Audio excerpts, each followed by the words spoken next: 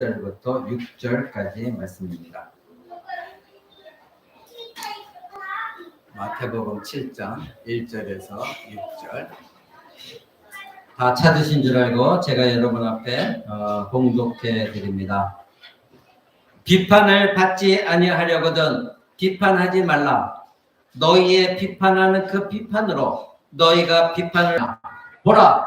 네 눈 속에 들보가 있는데 어찌하여 형제에게 말하기를 바로 네 눈 속에 있는 티를 빼게 하라 하겠느냐. 외식하는 자여, 먼저 네 눈 속에서 들보를 그 후에야 밝히 보고 형제의 눈 속에 있는 티를 빼리라. 거룩한 것을 그에게 주지 말며 너희 진주를 되지 말라. 저희가 그것을 발로 밟고 돌이켜 너희를 찢어 상할까 염려하라. 아멘. 이제 우리가 계속해서 산상수훈 마태복음 5장부터 7장 마지막까지 예수님께서 한 장소에서 똑같은 사람들에게 가장 긴 설교를 하고 있는 거 계속 여러분과 함께 나누고 있습니다. 오늘은 39번째 시간으로 말씀 제목은 소제목은 남을 비판하지 말라. 이 말씀을 가지고 여러분과 함께 말씀을 나누고자 합니다.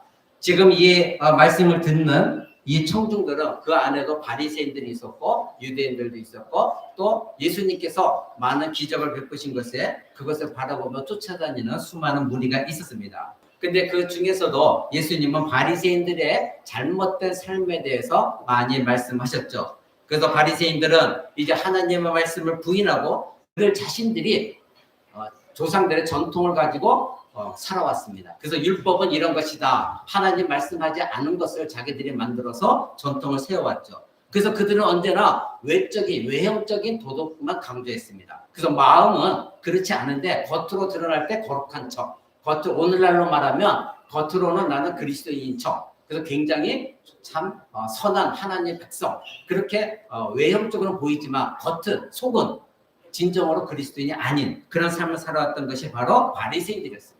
서기관들이었습니다. 그런데 예수님이 오셔서 이제 그들을 향하여 외적으로 드러난 것이 아니라 너희 안에 내적인 면, 그 부분을 예수님이 강조하시면서 너희는 위선적인 사람들이다. 그래서 너희는 겉으로 드러난 방식으로만 이제 행동해서 누구를 도와줬을 때도 나는 이렇게 누구를 도와줬다 떠들고 사람들에게 밝히고 내가 기도할 때도 나는 이렇게 기도한다. 그래서 남들이 보는 앞에서 기도하고 또 금식할 때도 나 이 정도로 금식하는 사람이다 밝히면서 금식하고 이와 같은 외식적인 것, 종교적인 활동 이것들을 예수님이 지적하셨죠. 그것은 올바른 신앙이 아니다. 이렇게 말씀하셨습니다. 그리고 지난주 우리가 봤던 건 무엇이죠? 그러한 바리새인과 서기관들이 몰두했던 건 돈이었습니다. 물질이었습니다. 그래서 그들은 이 땅에 보화를 쌓아두었죠. 그래서 그런 사람들 향해 예수님이 하신 말씀 무엇입니까? 너희들 하늘에 보화를 쌓아라. 그것은 무엇입니까? 교회 헌금 많이 하라 그런 뜻이 결코 아닙니다. 너희들의 마음이 과연 어디 있느냐? 그래서 너희들이 돈에만 물질에만 너희 마음이 가 있으면 그건 우상숭배다. 나를 섬긴 것이 아니다. 하나님을 섬긴 것이 아니다. 너희들이 갖고 있다면 가난한 자들에게 나누어 줘라. 그렇다면 그것이 하늘에 쌓은 보화다. 이렇게 예수님 말씀하셨죠. 이와 같이 서기관과 이 바리새인들은 잘못된 하나님과의 관계가 있었습니다. 근데 예수님은 이제 7장부터는 너희가 잘못된 관계가 너희 안에는 내적이고 하나님과의 관계만이 아니라 이제부터는 뭐다? 인간과의 관계 속에서 너희는 잘못된 관계를 갖고 있다. 그렇게 해서 말씀하시면서 비판을 받지 않으려면 비판하지 말라. 이렇게 말씀하고 있는 것을 우리는 보게 됩니다. 사랑하는 여러분, 바로 7장부터는 인간관계의 영역입니다. 오늘 여기서 비판하다, 이 비판이란 말은 히브리어 크리노라는 뜻인데 이 말을 우리가 잘 들어야 됩니다. 여기서 비판하다는 것은 정확하게 번역하면 심판하다, 판단하다, 또 비판하다도 됩니다. 근데 다 같은 넓은 의미에 쓰여지는 말씀입니다. 그러니까 여기서 긍정적인 의미로 하면은 무엇을 결정하다. 내가 무엇을 생각해서 판단해서 결정하다는 의미가 있지만 부정적으로 쓰이면 심판한다, 판단한다, 그리고 정죄한다, 그리고 남을 비판한다. 이런 식으로 쓴 단어가 바로 크리노입니다. 여기 예수님이 우리 한국말로 번역할 때에 비판을 받지 않거든. 근데 영어 성경으로 하면은 심판을 받지 않으려면 남을 심판하지 말아라. 이렇게 번역이 되어져 있습니다. 저는 볼 때 영어 번역이 더 나은 것 같아요. 왜냐면 우리 비판하다 그러면 그냥 일반적으로 남을 비판하는 거, 흉보는 거 이것으로만 그치는데 심판하다 그러면 더 깊은 뜻이 있습니다. 바로 그렇지만 우리는 어쨌든 오늘 여러분이 말씀 드릴 때에 이 제가 심판하다, 비판하다, 판단하다 이런 것들을 같은 단어라는 걸 여러분이 염두에 두시고 말씀 듣기 바랍니다. 자, 여러분 오늘 교만했습니다. 그리고 자기 의가 강했죠. 그래서 나만이 최고의 신앙이고 다른 사람들은 나보다 못한 신앙이 있다. 이런 마음을 갖고 있는 독선적인 사람들이었습니다. 그래서 어떻게 했습니까? 내가 의롭다 하니까 쉽게 다른 사람을 정죄하는 거죠. 너는 그렇게 살지 그러지 말아야 돼. 이렇게 정죄하게 되어 있습니다. 그러니까 이건 뭐예요? 판단하는 거죠. 나는 이래도 너는 왜 이렇게 살지 않아? 쉽게 남을 판단하기 시작하는 겁니다. 그러니까 어떻게 해요?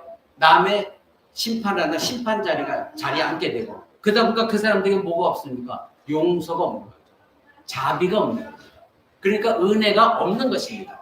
그러니까 자기 기준에 미치지 못하면 무조건 비판하고 심판하고 판단하게 되는 것이죠.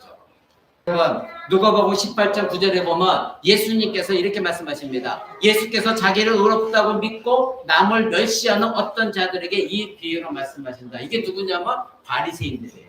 바리새인들 향하여 자기를 의롭다고 믿고 남을 멸시하는 자. 이것이 바리새인들이었습니다. 이게 바로 오늘 여러분들이 크리노라는 심판하는 자들입니다. 남을 멸시하는 자들. 그래서 예수님이 자기 자신을 의롭다고 믿고 있는 자들은 반드시 남을 멸시하게 되어 있습니다. 내가 성경 구절을 뭔가 좀 알고 있다고 하면 남을 그거 가지고 말씀을 하나하나 가지고 남을 공격하는 것. 그것은 굉장히 잘못된 것입니다. 이들이 바로 바리새인들이었습니다. 그러니까 자기 자신들이 항상 나는 말씀 알고 있으니까 나는 교만하다. 그러니까 너는 그거 모르지. 이런 사람들. 이건 굉장히 하나님 보시기에 아름다운 것이 아닙니다. 이런 사람들은 스스로가 하나님이 되는 것입니다. 그러니까 자기가 생각하고 판단하고 하는 모든 것이 기준이 되는 거예요. 하나님, 남을 미워하는 죄나 비판하는 죄나 똑같은 죄예요. 근데 우리는 살인한 것만 큰 죄로 여겨요. 하나님 앞에서는 거짓말한 죄나 간음한 죄나 남을 살인한 죄나 그 죄의 본성은 죄의 근원은 똑같은 것입니다. 우리는 자꾸 그거를 나눈다고 등분하려고 해요. 아닙니다. 여러분들이 남을 비판하는 것 역시 마찬가지로 하나님 앞에 큰 죄입니다. 왜 비판한다고요? 내가 기준이 되기 때문에. 그러면 그리스도인도 기준이 돼야 돼요? 하나님 아버지.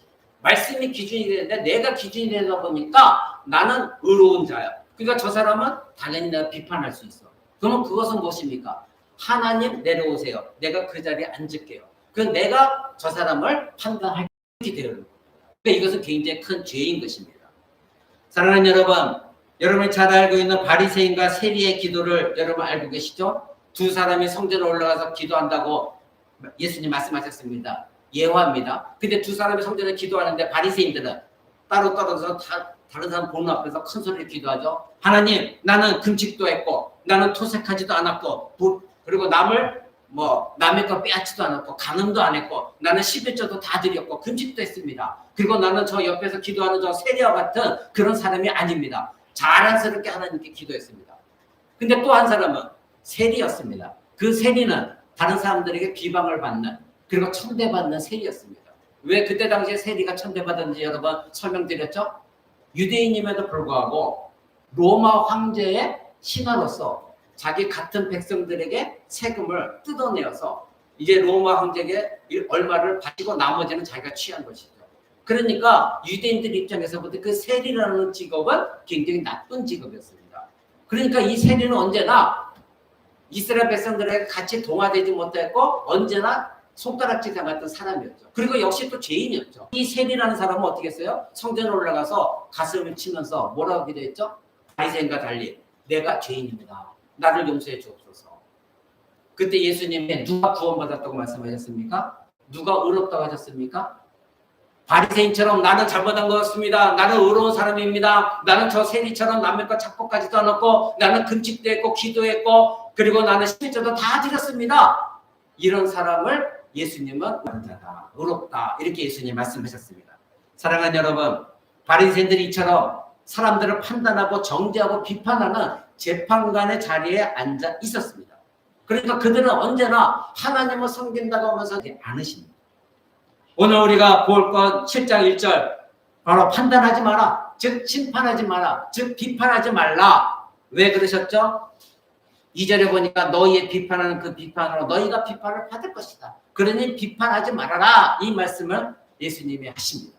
자, 그런데 여기서 이 말씀을 오해하는 사람들이 많이 있습니다. 첫 번째 오해는 뭐냐면 우리는 그러니까 결코 남을 비판해서는 안 된다 이 말을 합니다.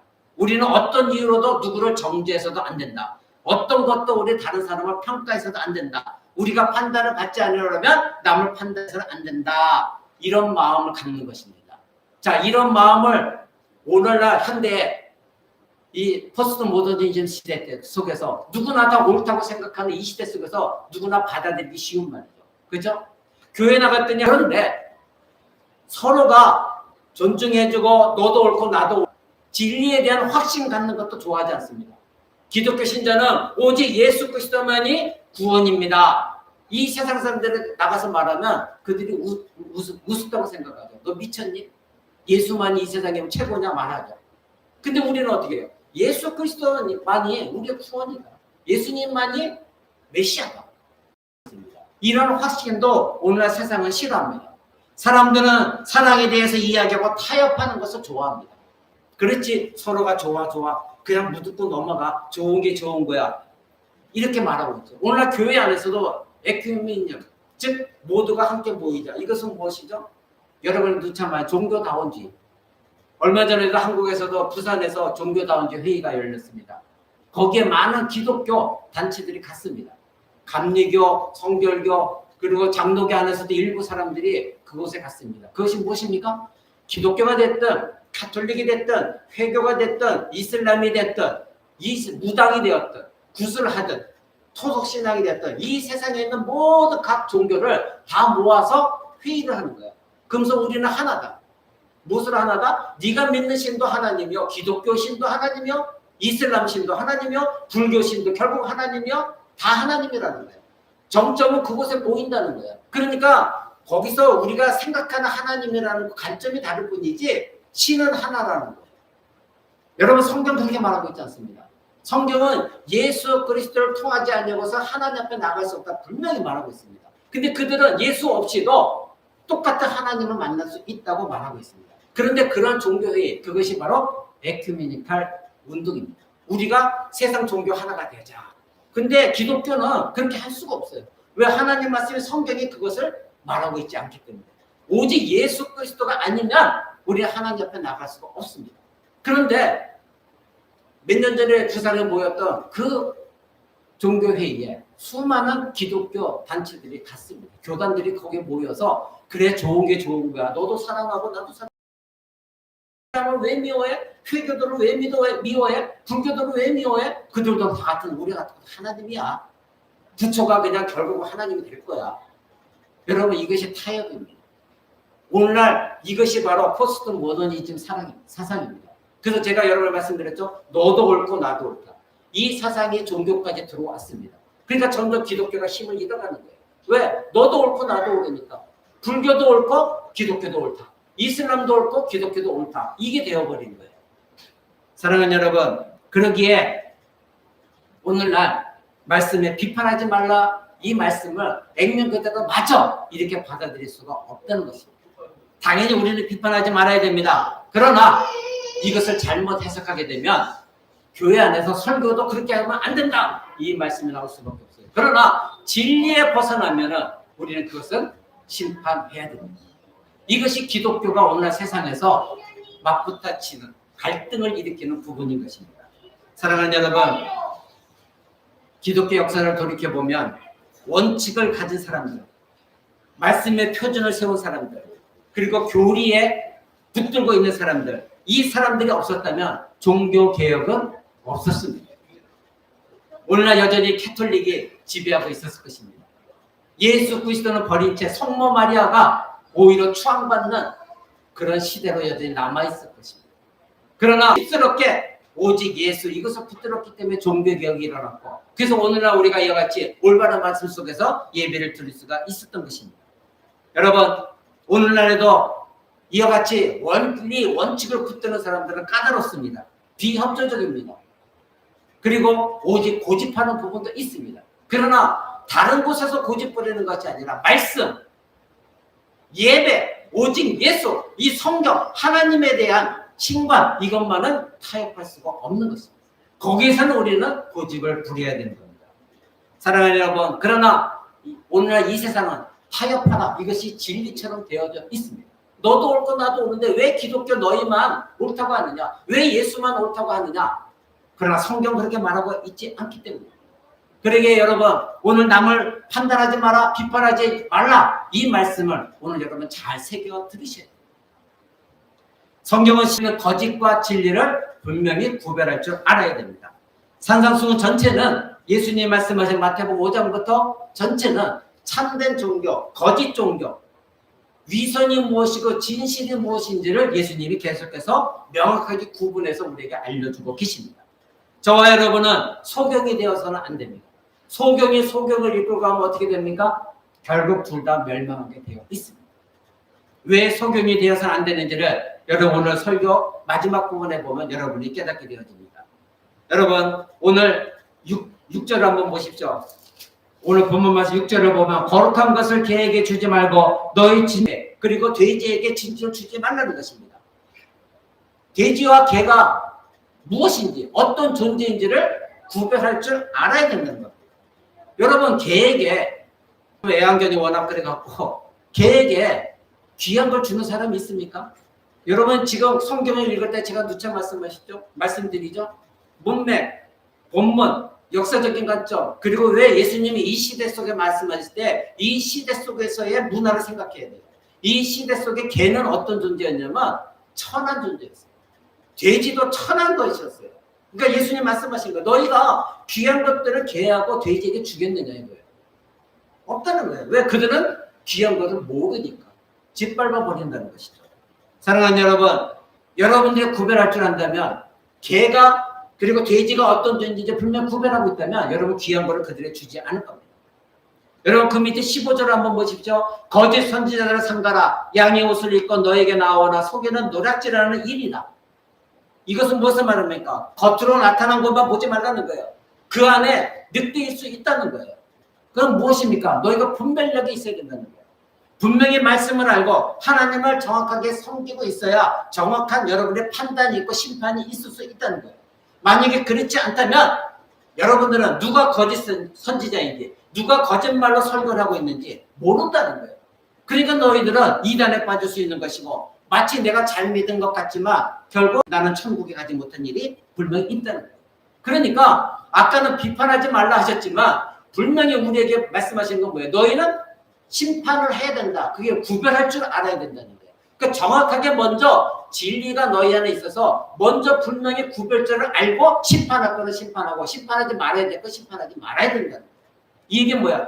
다시 말로 바꾸면 오늘 제가 서두에 말씀드렸죠. 심판, 정죄, 결단, 그리고 비판 다 같은 단어라고 그랬죠. 남을 비판할 때에 내가 이것이 정말 비판해야 될 것인지 구별할 줄 안 다음에 해야 된다. 이 말씀입니다. 사랑하는 여러분, 갈라디아서 1장 6절에도 보면 만일 누가 와서 다른 복음을 전하면 저주를 받을지어다. 사도 바울이 이렇게 말씀하셨어요. 이거 엄청난 말이에요. 만약에 우리 사도들이 전한 복음을 외에 다른 사람들이 와서 다른 거짓말을 전하면 그 사람은 저주를 받을 것이다. 이것은 그 사람을 비판하는 겁니까? 이건 뭐예요? 정당한 거예요. 정당한 거예요. 예수 그리스도에 관한 복음 아닌 다른 것을 전한다면, 진리가 아닌 것을 전한다면 저주를 받으라. 이건 그 사람 미워해서 하는 말이 아니라 하나님 말씀이기 때문에 그 진리에 벗어난 것들을 너희가 구별해서 그것을 심판하라는 거예요. 그러니까 이거는 비판의 대상이 돼서 비판하는 것으로 여겨서는 안 된다는 거예요. 사랑하는 여러분, 사도 바울은 따라다녔던 후메네오와 알렉산더라는 사람이 있었습니다. 근데 이들이 결국은 이단으로 빠졌습니다. 교회에 막대한 피해를 끼쳤습니다. 결국 이들을 교회에서 쫓아냈습니다. 여러분, 성경 말씀을 내가 잘 알고 있다고 하는 사람일수록 이단에 빠지고 결국은 예수 그리스도의 몸을 상하게 하기 때문인 것입니다. 성경 전체에 걸쳐서 우리는 항상 성경이 말하는 거짓 영을 시험하고 거짓 영을 판단하라 이렇게 말씀하고 있습니다. 그러므로 남을 판단하지 말라는 것은 바로 진실과 오류를 구별하지 말라는 그런 의미가 아닙니다. 남을 비판하지 말라는 의미는 무조건 비판하지 말라 그런 뜻이 아니라 진실과 오류를 분명히 알고 구별한 다음에 그 사람이 진리에 부합되지 않다면 그건 비판해야 됩니다. 그런데 그런 것이 아니고 내 감정 속에서 하는 것은 여러분이 해서는 안 되는 것입니다. 사랑하는 여러분, 왜 이 바리새인들에게 예수님이 이런 말씀하셨을까요? 바리새인들에게 진리가 없었습니다. 그들의 독선만 있었습니다. 자기 의로만 있었습니다. 나만 옳고 너는 틀리다 하였습니다. 그리고 고집이 있었습니다. 그들은 외형적이었습니다. 거짓이 많았습니다. 그래서 예수님 말씀하신 거예요. 너희들은 지금 하나님께 비판하고 있다. 그것을 예수님이 말씀하고 있는 것입니다. 그들은 언제나 외모로 겉으로 드러나는 부분을 가지고 판단했습니다. 왜? 자기 자신이 외모에 집중했기 때문에. 여러분 오늘날에도 큰 교회 가면 남루한 옷을 입고 오는 사람도 뒤쪽에 안 계세요. 오늘 대형 교회입니다. 외모로 모든 걸 판단을 시작합니다. 그러나 예수님은 가늠한 여인을 위해서 오셔서 그를 용서하셨고 창녀를 용서하셨고 세리를 용서하셨습니다. 죄인을 찾으러 오셨다고 했지 이 사람의 고관 대작을 만나러 오신 것이 아닙니다. 이것이 바로 기독교가 썩어져가는 이유 중에 하나입니다. 성경은 죄 지은 자를 책선하라 말합니다. 책선이 무엇입니까? 겉면에서 당신 이렇게 형제를 마음으로 미워하지 말고 이웃을 인하여 죄를 짓지 않도록 그를 책선하라. 반드시 책선하라. 이 얘기는 무엇입니까? 당신 그렇게 살면 안 됩니다. 하나님 말씀은 이러한 것입니다. 그렇게 살아서 안 됩니다. 이렇게 세워야 된다는 것입니다. 여러분 이웃이 죄를 짓도록 내버려 두는 것은 그 사람을 사랑하는 것이 아닙니다. 자 그렇다면 아까 오늘 설교서 뒤에 너도 옳고 나도 옳다. 그냥 넘어가자. 이것이 좋은 것이 좋은 것이다. 그래서 남이 지금 죄를 짓고 있는데 아니 오늘날 우리 코람드교 성도들 간에 누가 어떤 사람이 죄를 범하고 있는데 그대로 내버려 두고 있다면 그것이 사랑입니까? 그냥 사랑으로 감싸 사랑으로 넘어가. 이건 사랑이 아닙니다. 만약에 목회자인 제가 여러분의 지금 죄를 보고 있다고 하면 저는 어떻게 됩니까? 말씀을 통해서라도 설교 강단에서 통해서라도 여러분의 죄를 지적해야 돼요. 그 사람에 대해서 올바른 다시 하나님 앞에 돌아가도록 지적해야 됩니다. 그것이 그 사람을 사랑하는 것이지 그냥 내버려두고 그냥 좋은 게 좋은 거야. 너도 옳고 나도 옳으니까. 그렇다면 그 설교자는 이 강단에 서서는 안 됩니다. 그 설교자는 이 강단에 설 때는 성도들이 듣기 싫더라도 하나님 말씀 분명히 구별하여서 그들을 비판해야 됩니다. 그들을 판단해야 됩니다. 그들의 잘못된 삶을 심판해야 됩니다. 그것이 바로 하나님 말씀 대언자로 이곳에 서 있는 것입니다. 사랑하는 여러분, 어떤 사람들은 말하기를 우리는 사람들을 사랑하기 때문에 그들의 잘못을 대충 넘어가 그냥 아무 말 안 할래. 그것이 서로 관계가 좋은 것이야. 그렇다면 그거는 그 사람을 사랑하는 것이 아닙니다. 결국 그 사람은 어떻게 해요? 자기의 죄를 깨닫지 못하기 때문에 결국 죄로 말미암아 멸망당할 수밖에 없습니다. 오늘 예수님은 계속해서 바리새인과 서기관들의 거짓된 종교행위, 위선적인 종교심을 비판하고 계십니다. 예수님은 마태복음을 읽어보면 수없이 바리새인들의 그 거짓된 가면을 벗기고 있습니다. 그들을 비판하셨습니다. 그들을 심판하셨습니다. 사람들이 볼 때는 어떻게 예수님이 그렇게 끔찍하게 저주를 받을지어다 하는 것은 마땅한 것입니다. 오늘 1절에 보니까 비판하지 마라, 심판하지 말라 분명히 말씀하셨습니다. 그런데 여러분 우리가 배운 이 하나님 말씀을 거스러 분쟁을 일으키고 거치게 하는 자들 마땅히 여러분은 그들을 구별하고 그들을 심판하고 그들을 피해야 됩니다. 로마서 16장 17절에 사도 바울이 이렇게 말했습니다. 형제들아 내가 너희를 권하노니 너희 교훈을 거스려 분쟁을 일으키고 거치게 하는 자를 살피고 저에게서 떠나가라. 그들에게서 떠나가라. 하나님 말씀이 아닌 다른 말씀을 가지고 자꾸 분쟁을 일으키고 그리고 성경이 가르친 말씀을 넘어서서 자기 주장을 내세우는 자들을 떠나라. 그들이 어떤 사람인가 분명히 구별하고 그들을 떠나라. 함께 하지 말라는 것이죠. 교회가 분쟁을 일으키는 장소가 돼서는 안 되기 때문입니다. 저와 여러분은 참과 거짓을 구별하고 그리고 성경의 교리를 거스르는 사람들을 구별하고 그런 사람들을 피하고 그런 사람들을 심판해야 됩니다. 사도 베드로는 이렇게 말했습니다. 하나님의 집에서부터 심판이 시작된다. 이 말씀은 굉장히 중요합니다. 두 가지입니다. 첫째, 하나님의 집, 즉 하나님 집은 교회입니다. 교회에서 심판이 시작된다는 겁니다.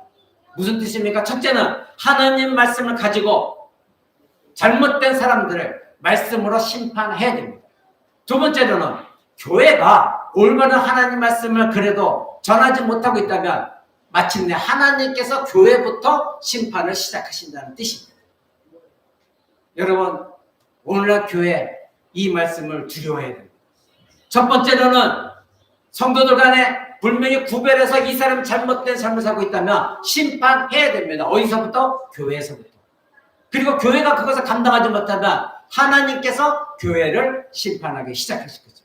이것이 베드로 사도가 말씀한 것입니다. 사랑하는 여러분, 이 심판이라는 말은 넓은 의미를 갖고 있습니다. 그래서 문맥을 통해서 볼 때마다 그 문맥을 통해서 의미가 달라지게 되어 있습니다. 그러나 오늘은 분명히 비판, 판단, 심판 이것입니다. 마태복음 5장에서 보면 눈에는 눈, 이에는 이 이것을 여러 번 배웠습니다. 그렇죠? 눈에는 눈, 복수심에 가득한 것. 근데 이것은 여러분에게 제가 말씀을 전해드릴 때 어떻게 한다고 그랬습니까? 눈에는 눈, 이에는 이. 그러니까 나는 저 사람이 나를 이렇게 했으니까 나도 이만큼 갚아줘야 돼. 이것은 아니라고 했죠. 왜? 이것은 법정 용어이기 때문에.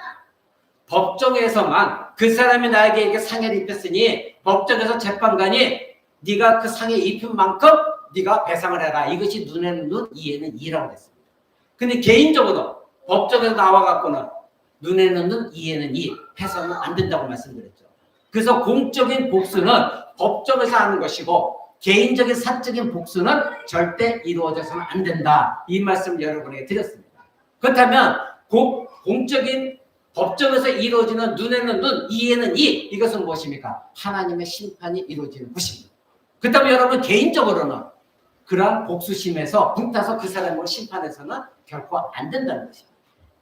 사랑하는 여러분, 그러기에 저와 여러분은 성급한 판단은 하지 말아야 됩니다. 성급한 남을 심판하는 것, 성급하게 남을 비판하는 것, 성급하게 남을 정죄하는 것, 이것을 여러분 금해야 됩니다. 조심해야 됩니다. 잠언 18장 13절은 이렇게 말합니다. 일을 듣기 전에 대답하는 자는 미련한 자요. 자, 어떤 사람이 무엇을 듣기 전에 대답하지 말라. 그러니까 끝까지 들으라는 얘기예요. 끝까지 듣고 판단하라는 겁니다. 근데 남의 말을 끝까지 듣기 전에 판단하게 되면 미련한 행위가 나올 수밖에 없다는 것입니다. 여러분, 서양 사람들은 듣기를 잘합니다. 한국 사람보다 잘 듣습니다. 남의 말을 경청을 잘 합니다. 근데 한국 사람 특징은 무엇입니까? 너무 급하다 보니까 남의 말을 잘 듣지 않습니다. 그리고 그 말을 듣기 전에 어떻게 합니까? 내가 먼저 해석하고 판단해서 바로 반응이 나오고. 그러면 가장 먼저 부부간의 싸움이 거기서부터 이루어집니다. 내가 다 듣지 않고 내가 먼저 판단해서 나와버리죠. 아, 이 사람이 뭐 이런 말을 할 거야 하고서는 나오니까 말하던 사람은 화가 나는 거죠. 저와 집사람도 마찬가지입니다. 우리 안에서도 그런 일이 있습니다. 이게 잘 고쳐지지 않아요. 근데 저는 많이 듣거든요. 그게 잘 안 돼요. 하나다 보니까 그런지. 근데 우리가 훈련해야 됩니다. 왜냐하면 잠언에서 말씀하신 것처럼 남의 말 범하게 되어 있습니다. 사랑하는 여러분, 예수님이 금하신 것은 바리새인과 같이 독선적이고 자기 의로움의 교만이 낳은 무례한 것입니다. 그래서 성급한 것입니다. 그것은 부당한 것입니다. 그러기에 무자비한 심판, 정죄, 비판이 그러한 비판을 해서는 안 된다. 속으로 미래 심판의 마음을 품고 그 사람에게 행위가 나오는 거예요. 말이든 행동이든 나오는 거예요. 내 마음속에 이미 심판하고자 하는 마음을 갖고 그 사람을 비판하는 거예요. 이것은 굉장히 잘못된 것입니다. 여러분, 저와 여러분 누구나 다 이 말씀에 저촉됩니다. 누구든지 내 마음속에 먼저 분노가 있다 보니까 내 마음속에 먼저 심판을 하기로 결정을 합니다. 그리고 나서 그 사람은 옳고 그름을 따지지 않고 그 사람은 비판하기 시작하고 정죄하기 시작합니다. 이 말 뜻은 무엇입니까? 내가 그렇게 심판을 결정했죠. 근데 이것이 하나님 뜻과 다를 수 있다는 거예요. 내가 항상 옳지 않다는 것입니다. 내가 옳지만 하나님 보시기에는 옳지 않은 것이 거의 다예요. 그렇기 때문에 성급한 심판을 하지 말라는 것입니다. 여러분 7장 1절에 뭐라고 말씀하십니까? 않으려거든 어찌하라 남을 비판하지 말라. 남을 비판하지 말아라. 그리고 너희의 비판하는 그 비판으로 너희가 비판을 받을 것이라는 거예요. 그리고 너희의 헤아림으로 너희가 헤아림을 받을 것이라는 거예요. 자, 이것은 무엇입니까? 여기서 예수님 하신 말씀은 너희가 비판하지 마라. 그렇다면 너희가 비판을 받을 것이다. 너희가 비판하는 그 비판으로 비판을 받을 것이라는 거예요. 그리고 너희가 남을 그래 이해하고 헤아림을 한다면 너희가 바로 그 헤아림을 받을 거라는 거예요. 누구로부터? 하나님으로부터 받을 것이라는 것입니다. 여러분, 하나님이 아니라 내가 비판하고 싶은 그 사람과 똑같은 죄인이에요. 똑같은 죄된 본성을 갖고 있어요. 이거 부부지간에 여러분 철저하게 마음속에 새겨야 돼요. 내가 이제 비판하고 싶은 저 남편, 원수 같은 저 남편, 원수 같은 저 아내, 그 사람이나 나나 하나님 보시면 똑같은 죄인이에요. 죄인이 죄인을 비판하고 있고 죄인이 죄인을 지금 심판하고 있는 거예요. 그러니까 여러분 아셔야 되는 게 내가 하나님이 아니라는 거 아셔야 돼요. 저와 여러분 하나님이 아닙니다. 바로 이것이 죄의 핵심이에요. 다른 사람들을 심판하고 그들의 마음을 동기를 판단하는 것, 이것은 하나님만이 하실 수 있는 것이에요. 그런데 여러분이 만약 그렇게 비판한다는 것은 진리가 아닌데 내 마음의 감정 때문에 내가 기분 상하기 때문에 진리가 아닌 것에서 그런 심판하고자 하는 마음을 갖고 남을 비판하고 판단한다면 그것은 바로 하나님이 하셔야 될 일을 여러분이 하는 자리에 앉겠다는 것과 같은 것입니다. 이건 끔찍한 죄입니다. 여러분이 누가 잘못했다면 그 심판할 사람은 누구예요? 하나님이십니다. 여러분은 어떻게 해야 돼요? 그 사람을 위해서 기도하는 거예요. 바로 이것입니다. 너희가 남을 비판하면 너희가 너희의 비판한 것을 너희가 받을 것이요. 너희가 남을 이해하고 헤아려 준다면 너희가 그 헤아림을 받을 것이다. 누구로부터? 하나님으로부터. 근데 우리 한국 사람들은 참지를 못해요. 너무 급해요. 막 뜨거운 게 안에서부터 막 올라오죠. 얼굴이 시뻘게 져갖고 내가 이걸 풀어야 돼요. 그래야 내가 사니까. 그래야 저 사람은 죽어야 내가 사니까. 이 생존 본능이에요. 한국 사람만 있어요. 근데 서양 사람들은요, 느긋해요. 그냥 들어줘요. 여러분, 가정에 돌아가서 실천하시기 바랍니다. 여러분의 하나님이 아닙니다. 요한복음의 8장에 그런 말씀하셨습니다. 하나님께서 모든 심판의 권세를 나에게 주셨으니 결국은 너희가 심판자가 아니라 누구다? 예수 그리스도. 그분이 심판자라는 것입니다. 우리는 심판의 자리에 앉아 있지 않습니다.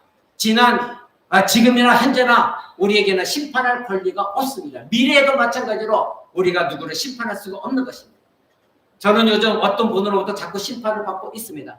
그래서 자꾸 메시지에 심판의 메시지가 그 말씀 자체가 성경적이지 않냐고 그 사람 너무 자기 의 속에서 내가 이런 말씀을 알고 있는데 하는 잘못된 편견을 갖고 있는 것이기 때문에 저는 무시하고 있습니다.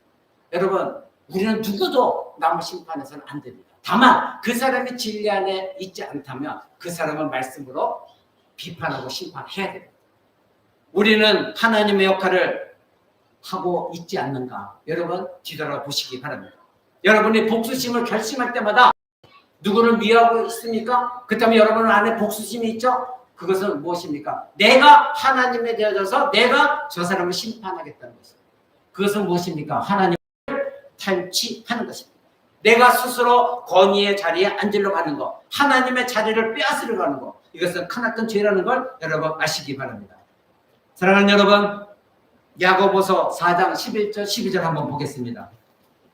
신약성경 뒤편에 야고보서 4장 11절 12절. 제가 제 성경 신약성경 375쪽에 있습니다. 야고보서 4장 11절 12절. 제가 읽어드립니다. 형제들아, 피차에 비방하지 말라. 형제를 비방하는 자나 형제를 판단하는 자는 곧 율법을 비방하고 율법을 판단하는 것이니라. 네가 만일 율법을 판단하면 율법의 준행자가 아니요 재판자로다. 입법자와 재판자는 오직 하나이시니 능히 구원하시기도 너희에게도 하시느니라. 너는 누구이기에 이웃을 판단하느냐. 아멘. 이 말씀 앞에 여러분 모두가 무릎 꿇어야 됩니다. 이 말씀 앞에 여러분들 다 굴복해야 됩니다. 맞습니다. 하나님, 누가 내가 과연 누구가 근데 이웃을 판단하고 심판하겠습니까? 누구를 정죄하겠습니까? 누구를 비판하겠습니까? 모든 심판자는, 재판자는, 입법자는, 입법이라는 건 뭐죠? 그 법을 세우는 자는 누구시다? 하나님 한 분뿐이시다. 근데 너희가 무엇이간데 누구를 판단하느냐, 이렇게 성경 분명히 말하고 있습니다. 여러분, 삶 가운데 재판관이 여러분이십니까? 아니면 하나님이십니까? 만약에 그 재판관 자리에 여러분이 앉아있다면 빨리 회개하시고 돌이키시고 하나님께 그 자리를 내어드리십시오. 여러분이 비록 여러분 성품에 못마땅한 사람들이 있다 할지라도 여러분들은 그 사람을 정죄하거나 판단하거나 미워할 자격이 없습니다. 왜요? 그 사람도 역시 똑같은 마음으로 여러분을 볼 때에 그 사람은 여러분이 똑같이 미워할 자요. 뭔가 좀 잘못을 저지르고 있다는 것입니다. 우리는 똑같은 죄인이에요. 서로 죄인끼리 하나님이 되겠다고 말하고 있는 것 같습니다. 누가 누구를 판단할 수가 없는 것입니다. 여러분 회개하시기 바랍니다. 두 번째로 예수님이 이렇게 말씀하시니라 판단하지 말라는 겁니다. 다른 사람을 심판하는 것은 하나님께 대한 그릇된 견해입니다. 그것은 무엇입니까? 내가 하나님이 되고자 하는 것입니다. 대부분 사람들은 자신이 다른 사람보다 내가 더 낫지, 내가 더 나은 위치에 있지, 내가 더 옳지, 내가 저 사람보다 의롭지, 이러한 생각할 때에 다른 사람을 비판하기 시작합니다. 내가 저 사람보다 뭔가 나아, 저 사람보다 뭔가 내가 지식적으로 뛰어나, 그리고 내가 뭔가 저 사람보다는 그래도 잘난 것이 있어. 이런 사람들이 남을 비판합니다.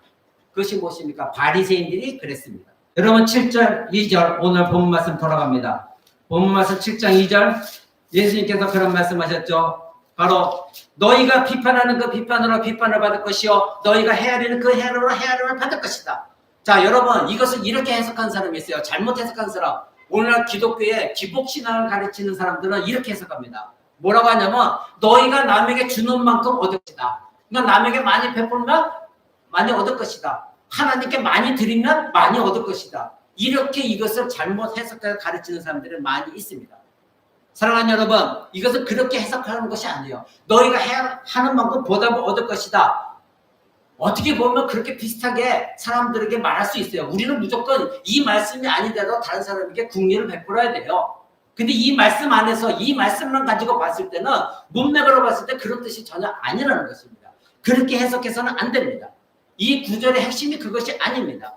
요점을 놓치는 거예요. 지금 예수님이 하신 말씀은 너희가 지금 하나님과 동등한 위치 속에 있는데 만약에 너희들이 생각해서 남을 하나님 자리에 앉아서 그렇게 한다고 한다면 너희는 하나님의 자리를 차탈할 것이기 때문에 너희도 똑같이 하나님도 비판을 받을 것이라는 거예요. 너희도 똑같이 하나님과 정죄를 당할 것이라는 거예요. 너희도 똑같이 하나님 앞에 심판자의 자리에 그것을 알고 심판하라는 겁니다. 여러분 너희가 해함을 받을 것이다. 누구로부터? 하나님으로부터. 이것은 무엇입니까? 그래 저 사람도 연약한 존재고 나도 연약한 존재니까 내가 받아들이고 저 사람을 위해서 기도하면서 저 사람이 하나님의 은혜로 변화되기를 원해요. 하나님 저 사람이 깨닫게 해주세요. 여러분이 이런 마음으로 하나님께 매달린다면 오히려 화낼 때 비판할 때에 이런 마음으로 돌아선다면 하나님이 여러분이 만약에 죄를 지었을 때 그 헤아림으로 하나님이 여러분의 죄를 용서해주고 받아주십니다. 근데 여러분은 나만 용서받기를 원하고 그렇죠? 남은 절대 용서하기를 원치 않는 사람은 하나님의 그 사람의 죄를 용서하시겠습니까? 여러분 주기도문 배우셨죠? 내가 내 죄를 사하여 준 것 같이 나의 죄를 사하여 주옵소서. 주기도문 강의 때 여러분에게 분명 말씀드렸습니다.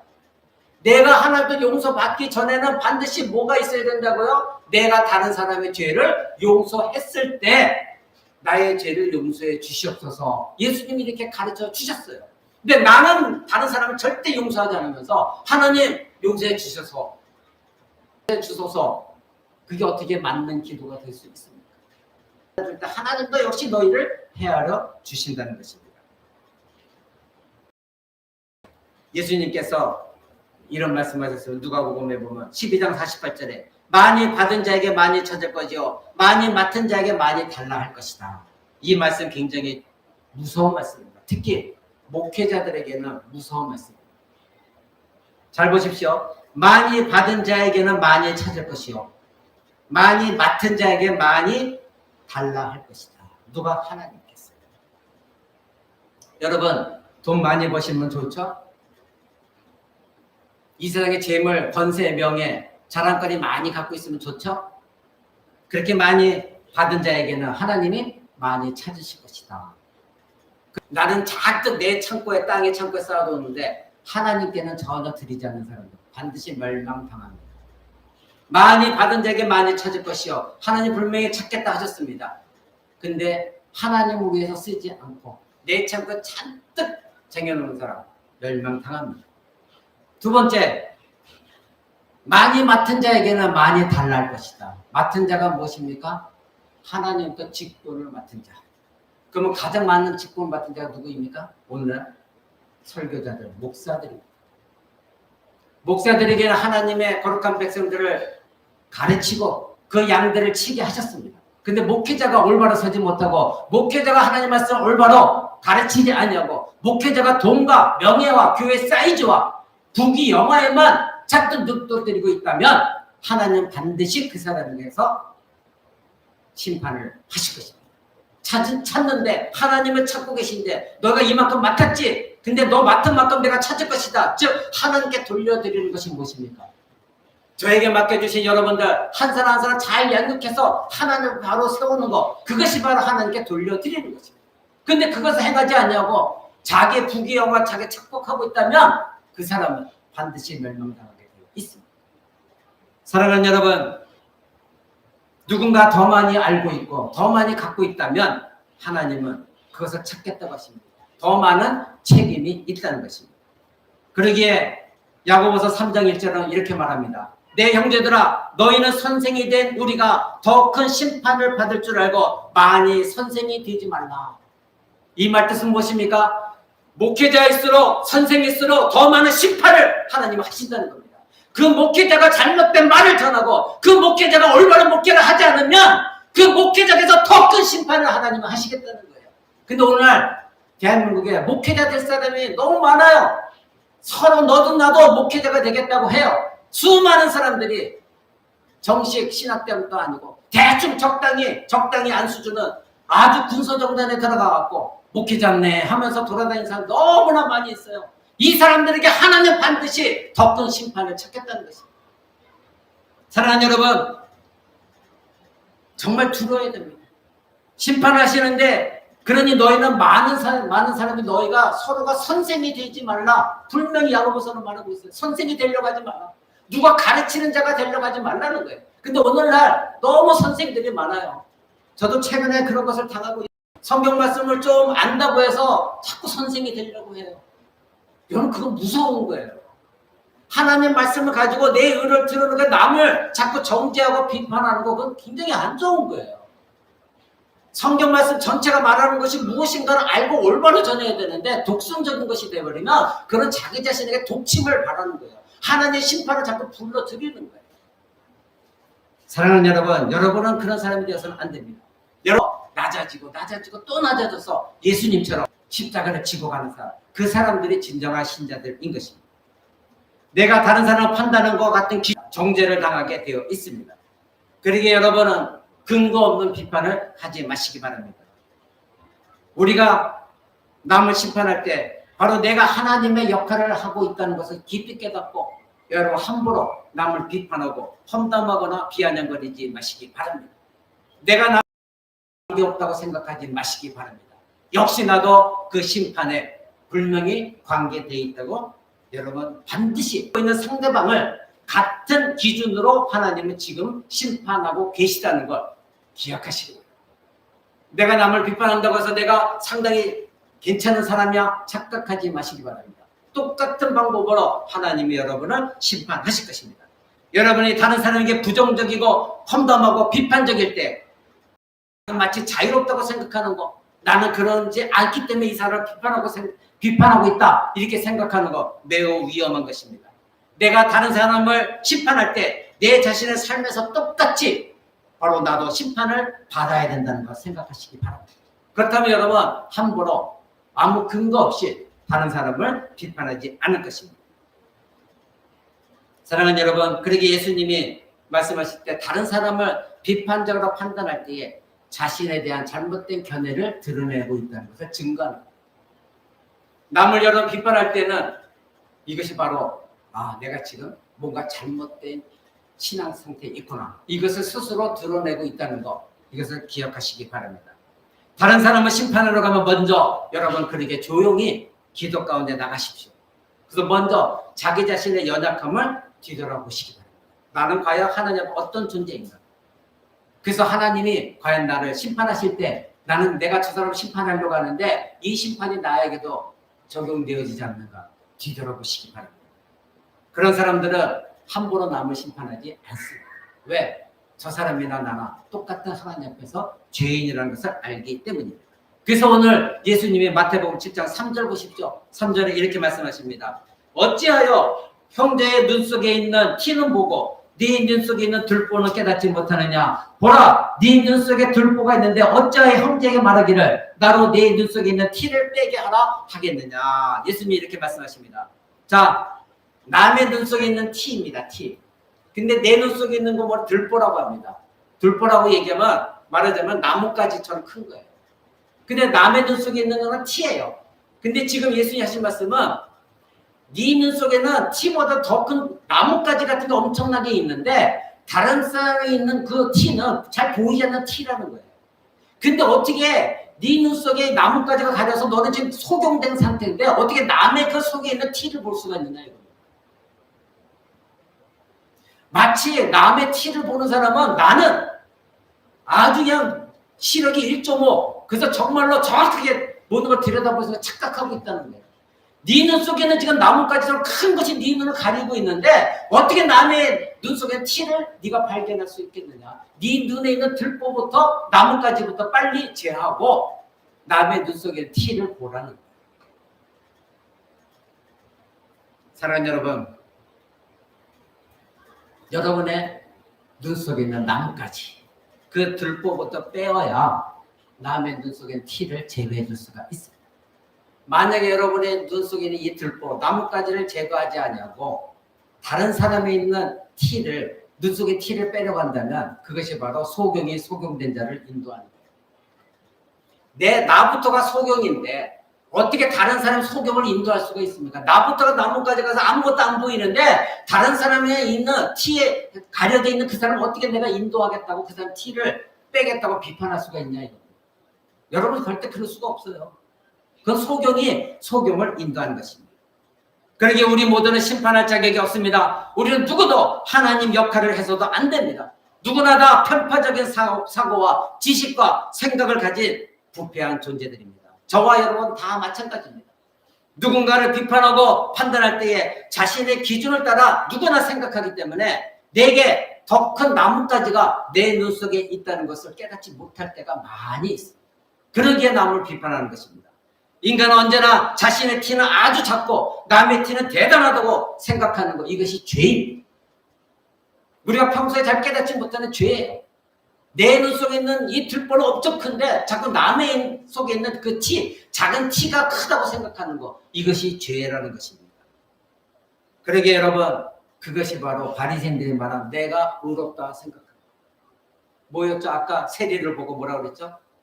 하나님, 나는 금식도 하고 11조도 드리고 이와 같이 열심히 율법적인 행위를 했습니다. 근데 저 나뭇가지는 누가 갖고 있습니까? 바리새인이 갖고 있거든요. 그리고 이 세리는 그 눈에 티 같은 존재예요. 왜? 회개하고 있거든요. 하나님, 내가 죄인입니다. 사랑하는 여러분, 일반적으로 다른 사람의 삶에서 잘못을 찾는 사람은 자신의 삶에서 잘못은 잘 발견하지 못합니다. 내 눈에 나뭇가지는 잘 발견 못해요. 그러니까 자꾸 남의 것을 발견하려고 하는 것입니다. 무서운 독선입니다. 바로 자기 자신을 재판관으로 자꾸 세우려고 하는 것입니다. 그리고 자기는 어떤 죄도 짓지 않고 있는 인간이다 이렇게 생각하니 자기가 뭐가 된 것입니까? 하나님이 된 것입니다. 이것은 하나님 앞에 엄청난 죄입니다. 여러분 5절 보십시오. 외식하는 자여 먼저 네 눈 속에서 들보를 빼어라. 그 후에 밝히 보고 형제의 눈 속에서 티를 뺄 것이다. 네 눈 속에 있는 먼저 그것을 빼라. 그래서 외식하는 자들아, 거짓된 자들아. 그러니까 자기 자신을 회개도 하지 않냐고 그러니까 죄인인 걸 깨닫지 못하고 남의 비판한다면 그 사람은 거짓된 신자라는 겁니다. 외식하는 바리새인처럼 겉으로만 나는 의로운 자다 말하는 거랍니다. 그러니 네가 먼저 네 눈 안에 있는 나뭇가지 들보를 먼저 빼고 다른 사람 속에 있는 티를 제하라. 이렇게 말씀하십니다. 사랑하는 여러분, 이 말씀을 들을 때 여러분 위험성이 하나 있습니다. 그래 그렇다면 남을 절대 비판하면 안 되겠네. 남이 어떻게 됐든 그냥 내버려 두면 되네. 왜? 예수님 그렇게 하라고 하셨으니까. 그러면 나는 잘못한 사람과 만나서는 안 되겠네. 왜? 내가 만나면 자꾸 얘기해야 되니까. 그 사람과 대면하지 않으면 되겠네. 피하면 되네. 안 보면 밉지도 않잖아. 안 보면 싸우는 일도 없잖아. 그러니까 아예 피해버려. 만나지도 않아. 관계를 끊어버려. 두 번째는 아무것도 구별하지 않겠다고 하니 어느 것이 참이고 어느 것이 거짓인지를 구별하지 않겠다는 것 같습니다. 아까 제가 말씀드렸죠. 그 사람이 정말 그 사람이 진리 가운데 있지 않다면 진리를 알려주는 것이 그 사람을 사랑하는 것입니다. 이 위험 속에 빠져서는 안 되는 것입니다. 우리가 다른 사람의 죄를 대면하지 않으면 그리고 그 사람하고 그래 너 알아서 살아 한다면 이 세상을 황폐하게 될 겁니다. 더군다나 교회 안에 그런 부패한 신자가 있는데 서로가 좋은 게 좋은 거라고 해서 덮어놓고 간다면 그 교회는 멸망당할 것입니다. 교회는 온전하지 못할 것입니다. 그러기에 이런 사람들 들어오게 되고 잘못된 믿음을 행하는 사람들이 자라기 시작하면서 교회는 결국 어지럽게 되어지고 파괴되어지고 그래서 예수님은 균형적인 말씀을 하십니다. 어떤 말씀입니까? 먼저 네 눈 속에 들보 빼라. 그 다음에 무엇입니까? 형제의 티를 빼라. 빼지 말라고 했습니까? 빼라고 하셨습니까? 빼라. 먼저 네 눈 속에 있는 들보부터 뺀 다음에 그것이 무엇입니까? 네 자신을 돌아보고 하나님께 회개하고 정말 하나님 내가 저 성도에게 권면할 것이 있는데 과연 이 권면할 때 하나님 말씀을 가지고 내가 저 사람 비판하는 것이 아니라 나도 죄인이지만 그러나 저 생명을 살리기 위해서 하나님 권면하겠습니다. 그리고 저를 용서해 주옵소서. 나도 온전하지 못한 존재입니다. 그리고 이것은 내가 개인적으로 비판하는 것이 아니라 저 형제를 사랑하고 살리기 위해서 내가 권면하는 것입니다. 그럴 때는 싸움이 있을 수가 없죠. 설령 그 사람을 심판한다 할지라도 싸움이 일어날 수가 없는 것입니다. 예수님은 지금 그거를 말씀하고 있는 것입니다. 어째요 형제의 눈 속에 티는 보고 네 눈 속에는 들보는 깨닫지 못하느냐. 먼저 네 눈 속에 있는 것을 빼어버려라. 이렇게 말씀하신 것입니다. 사랑하는 여러분, 그러면서 하신 말씀이 무엇입니까? 그 후에야 밝히 보고 형제의 눈 속에서 티를 뺄 수 있다. 이것이 없어져야 그 형제를 정확하게 볼 수가 있지 않겠습니까? 내 눈이 가리워져 있는데 어떻게 형제의 눈 속에 있는 티를 발견할 수가 있겠느냐? 이것인 것입니다. 여러분, 그러기에 여러분들은 들어보고 그리고 정말 하나님이 기뻐하시는 권면을 하는 여러분 되시길 바랍니다. 교회 안에서는 그러기에 반드시 권징이 있어야 됩니다. 누가 잘못된 거 그대로 넘어가서는 안 되는 것입니다. 그래서 예수님이 누가복음 8장에도 말씀하셨죠. 너희 형제 중에 누가 잘못된 것이 있으면 먼저 가서 권면하라. 그런데 그 사람이 그래도 듣지 않으면 증인을 데리고 가라. 한두 사람을 데리고 다시 권면하라. 그래도 듣지 않으면 교회 회중 앞에 세워라. 그래서 그 사람의 모든 죄를 알려라. 하면 어떻게 하라? 교회에서 내쫓아라. 이것이 예수님이 가르치신 거예요. 그것은 무엇입니까? 무조건 사랑으로 괜찮아 그렇게 받아들이다 보니까 오늘날 교회가 사이즈는 커졌지만 영적 생명력을 잃어버립니다. 그 사람들이 안쪽 존재로 교회 안에 자라나면서 분명히 예수님도 가르치셨습니다. 그런 자들은 말씀으로 심판하라. 그것이 교회가 권징인 것입니다. 사랑하는 여러분, 갈라디아서 6장 1절도 이렇게 말합니다. 형제들아, 사람이 만일 무슨 범죄한 일이 드러나거든 신령한 너희는 온유한 심령으로 그러한 자를 바로잡고 네 자신을 돌아보아 너도 시험을 받을까 두려워하라. 그 사람이 잘못한 거 있으면 반드시 온유한 마음으로. 이 온유한 마음이 무엇입니까? 내가 그 형제를 심판하기 전에 하나님 앞에 회개하고 나 자신이 온유한 마음 가지고 그 사람을 권면하는 것. 그래서 그 사람을 바로잡고 너희도 그 사람이 잘못된 거 바로잡은 뒤에 반드시 너희도 그런 시험을 받을까? 그런 속에 떨어질까 두려워하라. 뒤돌아와라. 이렇게 가르치고 있습니다. 사랑하는 여러분, 여러분이 아무것도 판단하지 않겠다. 좋은 게 좋은 것이다. 넘어가서는 안 되는 이유가 바로 6절에 나옵니다. 6절 보십시오. 거룩한 것을 개에게 주지 말고 너희 진주를 돼지 앞에 던지지 마라. 저희가 그것을 발로 밟고 돌이켜 너희를 찢어 상할까 염려하라. 이렇게 말씀하고 있습니다. 여러분, 아까 말씀드리던 이 여기 나와 있는 개라고 하는 것은 이때도 예수님 당시의 개는 오늘날 가족에서 키우는 애완견과는 전혀 다른 환경에 있는 개들입니다. 썩은 음식을 먹고 무리져 돌아다니면서 정말 저주받은 짐승으로 여겼습니다. 돼지도 마찬가지입니다. 이때 당시에 예수님 말씀하신 거 개는 누구나 다 던져주는 것을 받아봤습니다. 근데 하나님께 제사 드리고 그 제물을 하나님께 번제로 드리고 제사장이 일부를 취합니다. 그리고 제사 드린 자도 일부를 취합니다. 근데 여기서 예수님 하신 말씀은 그런 거룩한 제물을 너희가 개에게 던져주겠느냐? 제사장이 하나님께 드린 제물을 그 더럽고 추잡한 개에게 던져주겠냐? 이 말씀입니다. 주지 않을 거랍니다. 요즘은 애완견을 갖고 있기 때문에 여러분의 개에 대한 생각이 지금 굉장히 고차원적이에요. 사람보다도 더 귀중하게 여김받는 게 개잖아요. 그런 관점에서 개를 생각해서는 안 돼요.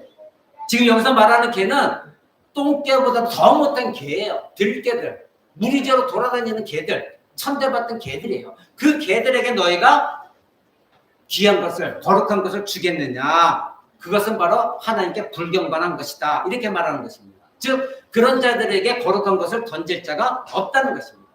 돼지도 마찬가지입니다. 그러니까 너희가 분별해서 이 거룩한 것을 누구에게 줄 것인가 분별해서 주라는 것입니다. 자, 그렇다면 이 말씀은 무엇입니까? 개나 돼지가 누구냐입니다. 개나 돼지 누구냐예요. 오늘날로 말하면 개나 돼지가 누구냐예요. 거룩한 것을 아무에게나 주지 말라는 것은 그 거룩한 것은 무엇이냐예요. 오늘날 거룩한 것은 바로 그것이 바로 베드로후서에 나와 있습니다. 베드로후서 2장 1절을 한번 보시겠습니다. 뒤에 베드로후서 보십시오. 베드로후서 2장 1절. 제가 준 성경으로는 신약성경 384쪽에 있습니다. 베드로전서 후서 2장 1절. 그러나 민간에 또한 거짓 선지자들이 일어났었나니 이와 같이 너희 중에도 거짓 선생들이 있으리라. 저희는 멸망케 할 이단을 가만히 끌어들여 자기들의 사신 주를 부인하고 임박한 멸망을 스스로 취하는 자들이라. 이렇게 말합니다. 거짓 선지자들이 있었습니다. 그리고 그들을 쫓아다니는 사람들이 있었습니다. 2절 보십시오. 여럿이 저희 호색하는 것을 쫓으리니 이로 인하여 진리의 도가 회방을 받을 것이다. 즉 하나님 말씀이 진리가 회방을 당한다는 겁니다. 하나님 말씀이 모욕을 당하고 있다는 것입니다. 이런 사람들이 교회 안에 있었습니다. 많은 사람들이 거짓 선지자를 쫓았습니다. 거짓 종교에 빠졌습니다. 이단에 빠졌습니다. 여러분 이런 사람들이 누굽니까? 바로 개와 돼지 같은 사람들입니다. 여러분 거기에 보면은 5절에 보면 노아의 홍수가 나오죠. 노아의 홍수 이 사람들만 하나님이 택하셨습니다. 바로 나머지 사람들은 개와 돼지였습니다. 왜요? 그들에게도 하나님 말씀 똑같이 전했습니다. 하나님의 심판이 임할 것이다. 그러니까 너희는 빨리 회개하라. 근데 노아만 하나님 심판을 준비했습니다. 그러니까 나머지 사람들에게 하나님 말씀이 뭐가 된 거예요? 아무 소용이 없게 되어진 것입니다. 소돔과 고모라 성 얘기 나오죠. 6절에 고모라 성을 멸망하기로 그때도 무엇입니까? 하나님 분명히 말씀을 전했습니다. 너희가 하나님 심판이 있을 것이다. 거기에 동성애자들이 있었습니다. 그러나 그들은 회개하지 않았습니다. 결국 그들은 멸망을 당하였고 하나님 말씀은 땅에 떨어졌습니다. 여러분 아니고 이단 거짓된 말을 추종하는 자들입니다. 15절 보십시오. 2장 15절 베드로후서 2장 15절. 저희가 바른 길을 떠나 미혹하여 부올의 아들 발람의 길을 쫓는도다. 그는 불의의 삭슬을 사랑하였다. 발람은 누구입니까? 구역에서 거짓 선지자였습니다. 거짓말을 전하는 자였습니다. 자기는 선지자라고 하지만 하나님 말씀 거짓된 말을 선언하는 발람의 뒤를 쫓는 자들이 오늘날도 있다는 것입니다. 그리고 22절 보십시오. 22절. 참 속담에 이르기를 개가 그 토하였던 것에 돌아가고 돼지가 씻었다가 더러운 구덩이에 도로 누웠다 하는 말이 저에게 응할 것이다. 아멘. 여기에 개, 돼지가 나오죠. 이 개, 돼지가 누군지 아십니까? 처음에 하나님 말씀 믿습니다. 하나님 말씀 받아들였습니다. 근데 나중에 이단에 넘어갔습니다. 그리고 자기가 옳다고 생각하여 하나님을 떠났습니다. 이단에 빠졌습니다. 거짓된 선지자 말을 쫓았습니다. 그러니 개가 먹었던 것을 거룩한 것을 먹었는데 먹은 것을 토해냈습니다. 그리고 그 더러운 것에 자기 몸을 들고 있다는 겁니다. 그 돼지가 목욕을 했습니다. 바로 이 말씀을 베드로서 하고 있습니다. 사랑하는 여러분, 여러분들이 순수한 구별할 줄 알아야 된다는 거예요. 하나님께 맡겨드려야 된다는 거예요. 이단에 빠진 사람도 마찬가지입니다. 그들은 이미 하나님을 맛을 보았습니다. 계속해서 나오지 않는다면 그들은 하나님 맛만 보았지 하나님 말씀 먹은 것이 아니에요. 히브리서 말하고 있는 것은 하나님 말씀 먹은 게 아니라 맛만 봤다고 말합니다. 성령을 먹은 게 아니라 성령에 참여, 성령의 역사가 일어나는 걸 구경만 했던 존재들입니다. 아, 하나님이 계시구나. 그리고 그런 악한 마음 속에서 욕심 속에 하나님 믿었던 자들이에요. 그런 자들은 자기에게 조금만 어려우면 시험이 오면 하나님을 떠나버립니다. 그리고 자기에게 달콤하게 말하는 사람들을 쫓기 시작합니다. 그들이 바로 개와 돼지라는 겁니다. 그들을 구별해서 억지로 그들에게 하나님 말씀을 전하지 말라는 거예요. 그래서 그들 남아있다면, 깨닫는다면 하나님 백성이요, 깨닫지 못한다면 개와 돼지처럼 여겨야 되는 것입니다. 사랑하는 여러분, 말씀을 맺고자 합니다. 하나님의 진리를 개에게 돼지에게 주지 말라고 분명히 성경은 우리에게 가르치고 있습니다. 예수님이 직접 말씀하셨습니다. 성스러운 것이 무엇이고 세상 사람들은 하나님 말씀을 거부할 것이고 조롱하고 멸시할 것입니다. 그들을 내버려 두십시오. 사랑하는 여러분, 우리는 구별해야 합니다. 그리고 다른 사람의 삶에서 죄도 다루어야 됩니다. 그러나 오늘 여러분이 말씀드린 것처럼 내가 먼저 마음에 미움의 감정 갖거나 감정적으로 복수하고자 하는 마음으로 당하는 것입니다. 저주를 당하는 것입니다. 그러나 그렇다고 해서 그 사람의 좋은 게 넘어가는 것이 아니라 하나님의 말씀을 가지고 하나님께 먼저 회개하고 정말 하나님의 사랑의 마음을 가지고 그 사람에게 권면하는 것. 이것은 비판이 아닙니다. 이것은 그 사람의 생명을 살리는 일입니다. 그러게 여러분, 가정에서나 직장 가운데서나 교회 안에서나 여러분들이 어떤 사람을 잘못된 것을 바라봤을 때는 먼저 내 마음속에 죄악을 해결하시고 하나님의 사랑의 마음을 가지고 비판하지 마시기 바랍니다. 만약 그렇게 되면 여러분이 비판하는 그 비판으로 하나님으로부터 여러분은 심판을 받을 것이요, 여러분이 그 사람이 해야 된 그 헤아림으로 여러분은 하나님으로부터 헤아림을 받을 것입니다. 다 같이 기도하겠습니다.